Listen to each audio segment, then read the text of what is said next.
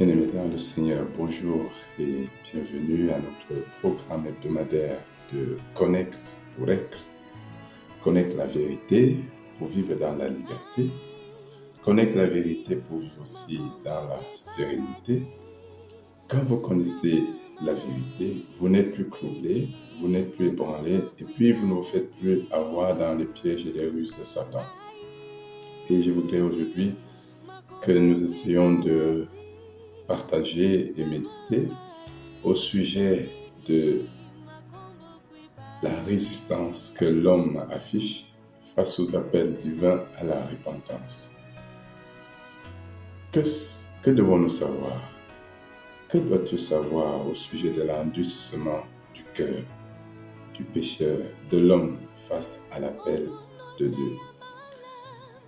Si tu résistes à l'appel du Seigneur à te repentir, tu vas accroître, augmenter la colère de Dieu contre toi. Voici ce que dit Lévitique 26, versets 23-24 et puis verset 27-28. Si ces châtiments ne vous corrigent point et si vous me résistez, je vous résisterai aussi et je vous frapperai 7 fois plus pour vos péchés. Si malgré cela vous ne m'écoutez point et si vous me résistez, je vous résisterai aussi avec fureur et je vous châtierai 7 fois plus pour vos péchés. Dieu nous appelle à lui et nous a créés pour lui. C'est parce qu'il nous a créés pour lui qu'il nous veut pour lui tout seul. C'est un Dieu jaloux. Dieu ne partage pas, il n'aime pas partager sa gloire. Nous avons été créés pour la gloire de Dieu. Dieu a répandu sa grâce sur nous. Il nous a couverts de sa gloire à la création, mais le péché nous a privés de cette gloire. Mais le retour de Dieu vers nous, l'avènement de Jésus-Christ nous rétablit dans la gloire de Dieu. Nous sommes donc pour la gloire de Dieu, nous sommes destinés à glorifier Dieu. Mais si notre vie ne glorifie pas Dieu, si nous menons une vie qui n'exalte pas le Seigneur, si l'humanité se déploie dans le mal, dans l'abomination, dans l'infamie, dans des pratiques qui ne glorifient pas le Seigneur, mais qui attristent son esprit et qui offensent sa sainteté, alors Dieu frappe.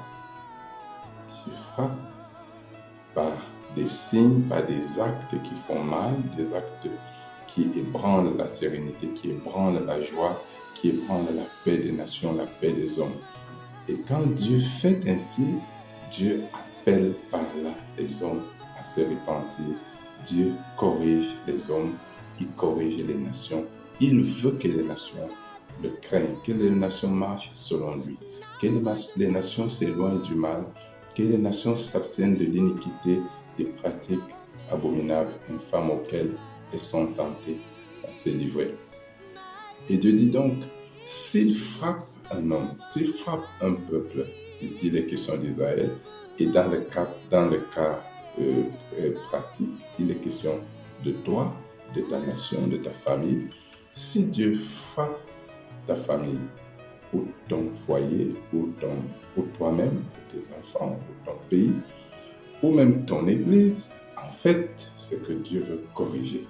Corriger, ça veut dire rendre correct, rendre normal, remettre sur la bonne voie, rétablir sur les bonnes pratiques, sur les bonnes façons d'être et de faire.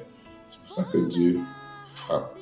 Et si Dieu châtie et que l'on soit rendu insensible à ces appels de Dieu, à cette correction, si vous êtes insensible à la correction, si vous résistez ainsi à Dieu, alors Dieu va aussi vous résister. C'est-à-dire que Dieu va se rendre encore plus violent. Et il dit d'ailleurs qu'il va frapper avec fureur. Avec fureur. Lorsque Dieu parle à un homme, lorsque Dieu parle à une personne, il faut dire, ne fais pas ça, ne fais pas ça, ne fais pas ça. Et que quelqu'un s'endurcisse, ça dit, je vais faire. Parfois, l'orgueil monte dans le cœur de certaines personnes, au point où il veut tellement se prévaloir, on veut faire prévaloir son image, son grade, son titre, ses moyens, je ne sais plus quoi, au point où on ne voit plus des appels de Dieu. On ne voit plus le prochain, on ne voit plus la vie des autres. On veut seulement écraser, on veut seulement dominer, on veut seulement briser. Alors, que fait Dieu à ce moment-là? Dieu qui a appelé, qui a sensibilisé, qui a communiqué, parfois à travers des gens, Dieu nous parle, à travers des amis, des connaissances, des collègues, des patrons, Dieu nous parle. Et si on reste endurci, on s'enferme dans son ego, dans sa grandiloquence, dans ses tics, on s'enferme dans ses galons, dans ses moyens, alors Dieu commence à frapper. Et si, malgré tout cela, l'homme continue à faire le mal, à pratiquer le mal, l'iniquité, alors plus l'homme résiste, plus la colère de Dieu s'enflamme et plus le châtiment devient plus important. Et la fureur du Seigneur, la fureur de l'Éternel s'embrase alors contre les nations. On a des calamités, on a des tremblements de terre, on a des maladies, on a des pandémies, on a des crises, on a des renversements, on a des anéantissements, on a des gens qui tombent du jour au lendemain, il y a des gens qui perdent leur emploi, des gens qui perdent leur poste, des gens qui sont anéantis parce qu'ils ne craignent pas Dieu. Bien-aimé, il faut savoir qu'il y a un maître au-dessus de tout. Il faut savoir qu'il y a un roi qui trône tous les royaumes. Il faut savoir qu'il y a le Tout-Puissant, le Très-Haut. J'aime bien l'appeler le Tout-Autre, parce qu'il n'y a pas son pareil, nulle part. Nul ne peut l'égaler, nul ne peut lui résister. Il suffit d'un mot de l'Éternel et tout s'arrête. Pour une nation, pour un peuple, pour un gouvernement, pour un homme, pour une femme, pour un riche, pour un... Si puissant soit cet individu, quand Dieu décrète, c'est fini. Et il ne faut pas enflammer le cœur de Dieu de colère par une attitude irréférentielle, une attitude d'orgueil, d'arrogance, des attitudes iconoclastes. Il faut craindre Dieu. Parce que nul ne peut résister quand Dieu décide. Parfois, quand je regarde certaines personnes s'enivrer d'orgueil, s'enivrer d'arrogance, se brandir, méprisant, écrasant, vouloir écraser les autres, méprisant les saints de Dieu, et insultant les serviteurs de Dieu. Quand je les regarde, je les vois souvent tout petits. Et je dis, est-ce qu'ils savent la fin? Est-ce qu'ils connaissent ce qui les attend? Bien-aimé, grand Dieu. Parce qu'on ne résiste pas à Dieu. On ne badine pas avec Dieu. On ne méprise pas Dieu impunément. Quand tu méprises la sainteté, la dignité, la gloire, la grandeur de l'Éternel, ou de son lieu, ou de ses serviteurs, ou de son peuple, quand tu méprises la sainteté de Dieu, bien-aimé, Dieu va te châtier pour te ramener à lui. Et si tu sens l'appel de Dieu, ne résiste pas. Comme dit l'Écriture, si vous entendez aujourd'hui la voix du Seigneur, n'endurcissez pas votre cœur. Parce que si vous endurcissez votre cœur, alors Dieu va davantage frapper et la situation sera pire que celle que vous vivez là maintenant. C'est pour cela que Dieu appelle toujours à la repentance. Et c'est pour cela que l'évangile est toujours, la prédication chrétienne est toujours l'évangile, c'est-à-dire la bonne nouvelle. Quelle que soit la parole que l'on prenne, elle peut être aussi dure que vous voulez, mais elle doit aboutir à la bonne nouvelle, c'est-à-dire que Dieu est toujours prompt. Jésus reste toujours avec les mains ouvertes, voulant accueillir le pécheur qui se retourne vers lui. Quel que soit le mal, quelle que soit la gravité du péché, des actes que tu as posés, si tu ressens Jésus dans ton cœur, ne dis pas non, j'ai trop péché, Dieu ne peut plus me sauver. Non, il veut toujours sauver. Car Dieu ne veut pas la mort du pécheur, mais il veut que le pécheur se répande.